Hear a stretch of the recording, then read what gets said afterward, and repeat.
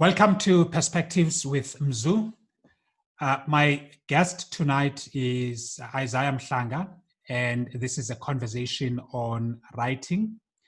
So we will be talking about the art, the tools, and the process of writing with Isaah Mhlanga. Isaah Mhlanga is a chief economist at Alexander Forbes, and he is also a columnist for the Business Day, writes regularly for Fin24. We want to learn from his experience as a writer of opinion articles, features articles. Welcome, Isaah. Thanks, Prof. Thanks for inviting me to the conversation. I just want to start off with a short story. When I started out as an opinion and features writer, I was a student in the UK at the time. I was completing my my doctoral research, and I used to send articles back home to the Sunday Independent. This was around 2004. And the Sunday Independent was one of those papers that everyone would look forward to reading on Sunday. And my articles would not be published. And fortunately, one time I sent a piece, the features editor cared to write back and say, look, we have, we unfortunately won't be able to use your article. We've had a lot of articles that are similar, blah, blah, blah. And it used to bother me that I don't get to be published. I kept on trying, I kept on firing off articles. And there were a couple of things that I was not doing right back then. And looking back to the kind of articles that I used to send to the Sunday Independent at the time, I realized that if I was the editor and I was receiving the kind of articles that I was sending, I would not publish them.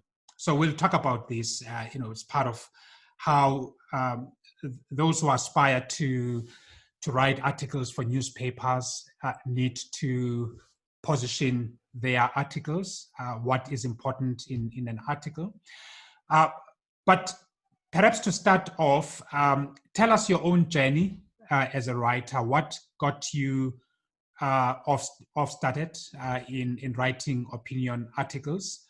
What were some of your moments of encouragement? What triggered you to want to be an opinions, to write opinions for newspapers? Prof, I think for me, it really starts back in 2008. I was doing my third year at the University of Johannesburg at the time. And you know the Old Mutual and Nedbank budget speech competition. Yes. So the topic that particular year, it was large governments are bad for economic growth, argue. Either case whether it's bad or it's not bad. So I just decided, let me just attempt, and I set up to attempt without even the knowledge of my lecturers at the time. I went into a bookshop, I bought a book which was written, I think the book was How to Write a Postgraduate Dissertation. Yeah. It was like a small booklet, a blue booklet, which detailed how to actually do a literature review, how to write argumentatively, and how to reference, because I was encountering academic writing for the first time. So I bought that book. I started reading that book, which I completed, and using the model that I had obtained in that book, I wrote the essay for the Nedbank and Old Mutual budget speech competition, and I submitted. Some months after I had forgotten about it, I received an email which said I am in the top 20 nationally for the Old Mutual and Nedbank budget speech competition.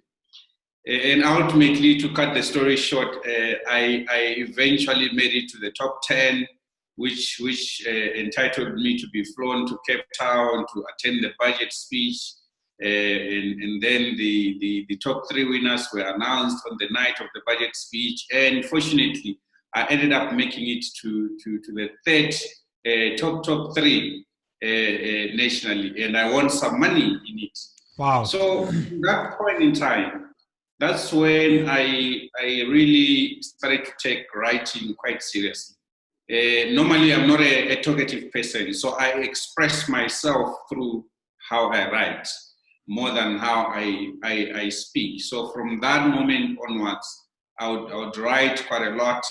So it really dates back some 12 years ago, and I've never stopped ever since. Yeah, that's fantastic. That's a wonderful story. I think everyone has their own story on how they started off as a writer. One of the things I often say to my students, but also to people who want to write, is that those who read you may never have met you before. They don't know you, and they form impression of you from your writing. So your writing is one way of introducing yourself to the world or to strangers. So it's very important that when you present yourself, because we form, rightly or wrongly, we form certain impressions about you from what we read from your pen. So, we color the picture with our own preconceptions based on what you give us. So writing is a fragment of yourself, is a fragment of your persona.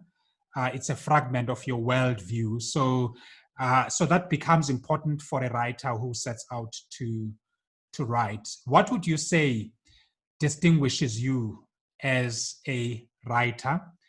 And do you set out a specific objective you want to achieve through your writing? And what is that oftentimes? Absolutely, Prof. I think for me, it's really two objectives that I normally have in mind when I set out to write a piece. One of the objectives is purely to inform.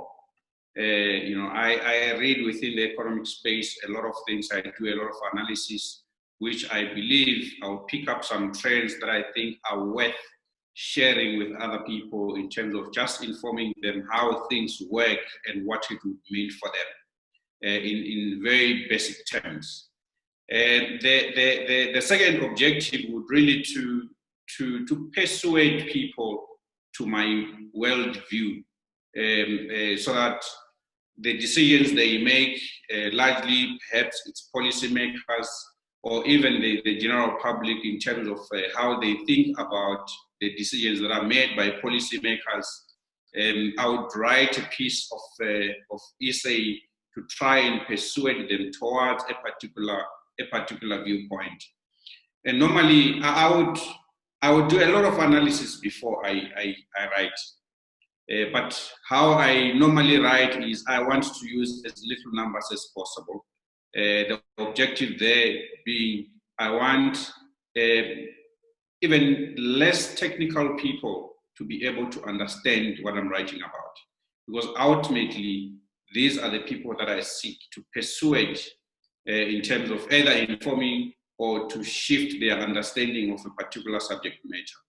So usually I would also start with the big point right up front to say, this is a statement that I'm making, and then follow through with supporting statements or anecdotes or even the evidence to back up that statement, which I found to be quite an interesting way of writing as I was reading other writers to say the big piece out, big statement out, and then you can follow through by supporting that statement, because it hooks the reader right up front from the first line to say, okay, this is really a radical view of looking at it, or an interesting view of looking at it, but let me read further and see how it's substantiated. So in that way, I think I found that sort of writing quite interesting. And a couple of writers internationally that I have seen that use that particular style, which I've also enjoyed quite a lot.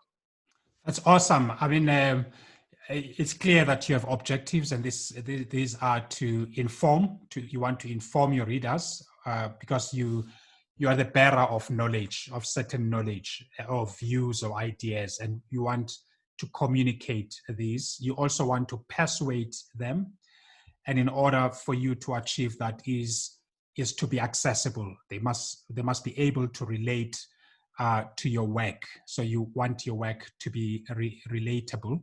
I like what you say about having a big idea up front, a hook. That's what you get taught on writing, that you've got to hook the reader. Your article must scream, read me, read me, read me. And oftentimes people hold this view that they are writing for themselves. Yes, they may be writing for themselves, but very importantly, someone will be reading them, and therefore they've got to have the reader in mind. And I think people struggle with this idea of having an audience in their mind. So someone gets on to write a piece of work that is very interesting for them and that they believe is great, but it's not speaking to the reader. It's not of interest to the reader. And I think it's important for writers to have that in mind. You spoke about some of the writers that you've learned from. Do you care to share, to share with us people who inspire your writing, those that you read, that you follow, and what is it about them that inspire you? No, definitely, Prof. So three writers that I have read quite extensively, which I have enjoyed their writing. One is John Maulding. He founded Maulding Economics, which is a consultants firm based in the US. He writes a newsletter every week, which I have been reading for the past 5 years without fail. His ability to take complex matters of the economy to distill them in how they affect an individual.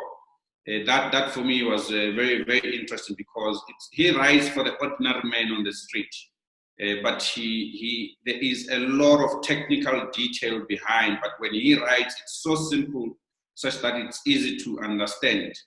The next person that I really learned quite a lot from is Mohamed El-Erian.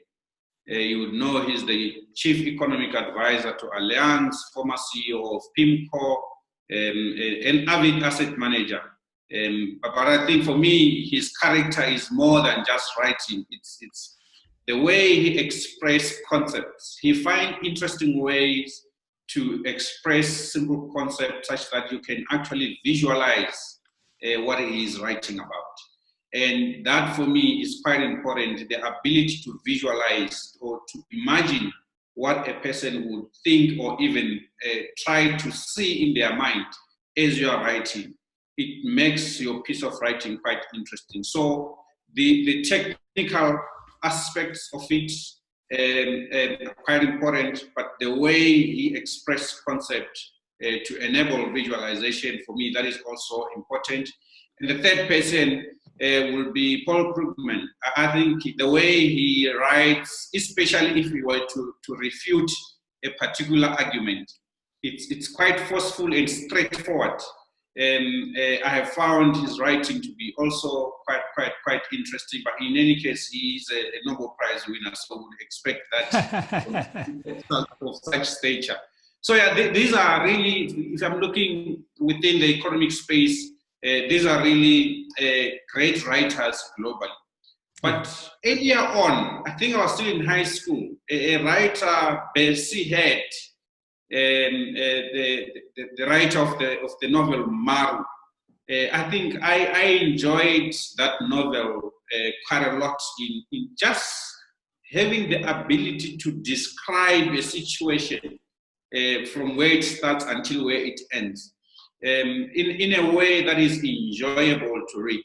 Even if you are conveying hard facts or hard aspects to consume, but the way they are expressed makes it quite enjoyable to read. I think I have enjoyed that. And I mean, if we look across South Africa, people that have been writing columns quite a lot, I used to read columns by Paulo Jordan. They used to be great when he used to write. One avid reader who wrote quite provocatively about issues, which I think it was a great contribution, which I learned quite a lot. And also much more recently, I have edited and read a lot of Wandile Slo's writing, and I found his writing to be very interesting, informative, and quite unique. Perhaps not merely because he writes about a specific sector and he doesn't go outside of the sector by and large, but remains within. But his articles and columns have been great, quite informative as well. Yeah, that's awesome. I mean, if you are a writer, you've got to read. I think that's what I'm getting from you. You've got to read widely. You've got to read what other columnists internationally are writing about. You've got to follow certain columnists, certain bloggers, local writers, local columnists in the continent, to learn different styles, to feel the different textures that are informed by certain contexts. Because if you don't read, your writing will remain sterile. It will never grow, it will never develop. And it's not only just to read nonfiction, heavy economics or politics or current affairs work, but also to read work in technology or novels, because it helps to sharpen your imagination. So, some of the writers that you alluded to, I also follow. Paul Krugman, his volume on the conscience of a liberal, where he collects all his articles. It's a lovely read. Mohamed El-Erian is a straightforward writer, but simple. His book on the central banks, the only game in town, is a fascinating tale of the nitty-gritties of the role of central banks, but written for non-professionals, it's not a technical work. Writers such as your Thomas Friedman, and locally, you have your Johnny Steinberg, a great columnist. I used to enjoy Paulo Jordan as well. He had a way to write about history that was very, kind of alluring. You want him to write more, to say more. There are many others. Your Joel Netchitenza, when it gets to it. So it's good to read locally, the continent, and internationally. And then what would you say is the tools that you use as a writer and the setting? Do you have a particular setting and time at which you write? What goes into the preparation for writing articles for you? For me, Prof, in terms of the preparation for writing, I really take much time to think about the subject matter before I even start to write and type a single word. So most of my thinking takes place. Sometimes I go out, during this lockdown, I go out and sit in the sun and think about the subject matter, but in most cases, it's things that affect an ordinary person on the street. Because the writing that I do is largely informed by my own background, the things that I want to see in society changing. So that, to a large extent, that's what I tried to make relatable. So during the day, I'll think about a particular aspect. And if I find it as an aspect that is hotly debated, then I want to venture into it and formulate my own opinion of it. Then I go and find data and try to look at what does the data say. Because I want an evidence-driven kind of debate or arguments. So I would look through data, analyze data without any idea of what will the data say. And whatever the data points me to, that's what I would write about. To say, actually, I have been thinking about this thing this way, but this is what the data says, and it relates to ordinary life in this way. But when it comes to actual writing after the thinking, I have found that the pieces that I write in the early hours of the morning, they tend to be the best pieces. And most of the time, they tend to be the pieces that I revise the least. In the sense that the moment I sit and start writing, I write until I finish. There isn't any break that I take. It could be 1,000 words or 1,200 words. I will just write it at one go, and I would make very few edits in terms of the flow of the argument. So roughly that takes place somewhere between 12 and 1. That's where I write some of the best pieces that I write. And I have found most of the articles I write during that time, they tend to be quite powerful, receive quite positive feedback. They are some of the most read pieces. And I think what makes them the most read pieces is because during that time, I don't take much time going around to explain a concept. I'm normally straight and direct to the point. Even though the way I express can be interesting, but I don't take a rounded way to get to the actual point which I want to make. I think that makes it quite crisp and straight to the point, such that it's quite enjoyable for the reader. Wonderful. So you work from 12 midnight to 1 a.m. Thereabout. Yeah. So any final thoughts or final words to someone who is sitting, watching, or listening to this, and they are aspiring writers, and the whole journey or the whole process intimidates them, and you want to encourage them, you want to say a word that could get them started, what would be your final what would be your advice? What would be your sort of what words would you say to them? Prof, I think to write really is not something that is just done for no reason. You write because you have something to say. So you have to have something that you think you believe it's worth saying, or that you believe it may make another person change their perspective, or it may make the next person understand aspects better, such that they appreciate the environment through which they exist. And to do that, you have to have something that drives you in society, which you see to say, okay, this aspect of society is rightly done, let's do more of it, or to say it's done in a way that you don't necessarily agree with. So let's find ways to convince each other to do something differently that will bring outcomes that are different but desirable for society. So you have to have an intent, and that intent must be informed by ordinary lives of people that you seek they could live a better life in one form or shape. So that's the first thing. Secondly, you have to read widely.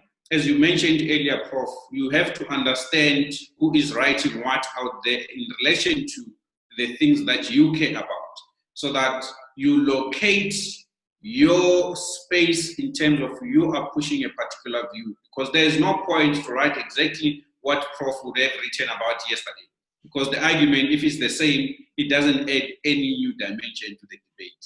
So to read widely, locally and internationally, to find out what other people have said about the particular subject matter, so that you can add something to the conversation, it's quite important. But over and above that, just start writing. You shouldn't wait until you believe that you have absolutely something important to say. Because sometimes, because you are thinking about these issues in your head, you may think that it's not important enough, because you are the person that is thinking these things on a daily basis. It's not something that is new to you, but to the next person, it may actually be something that may change fundamentally how they think about things. So just start writing. Don't wait until you have polished ideas. I think that's one way that has helped. But over and above, as you write, go back and look at the stuff that you've been writing. I mean, it makes you perfect or to advance your way of writing or your way of arguing in your pieces. If you look back, you can actually see the blind spots or the weaknesses in the writings that you would have done before as you were starting up. And that normally helps to improve your writing overall as a writer. But I think if you look within the South African context, we don't have a lot of thinkers that put their ideas out there. They could be there, but they're not putting their ideas out there. And a death of new thinking is what kills society. So the more we debate in the public space, in columns, the better society becomes, because out of it, great solutions to existing problems are going to emerge.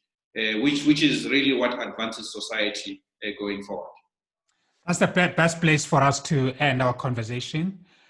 Fascinating insights there, Isaah. I think there's quite a lot of nuggets for an aspiring writer to take and make use of in getting themselves started, as well as those who have started writing but want to take their writing to the next level.